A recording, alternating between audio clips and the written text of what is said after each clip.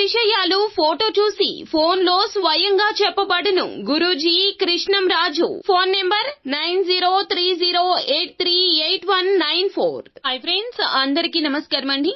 తులారాశి వారి జాతకులు ఏకకాలంలో మీ యొక్క జీవితంలో 3 అద్భుతాలు అయితే జరగబోతూ ఉన్నాయి.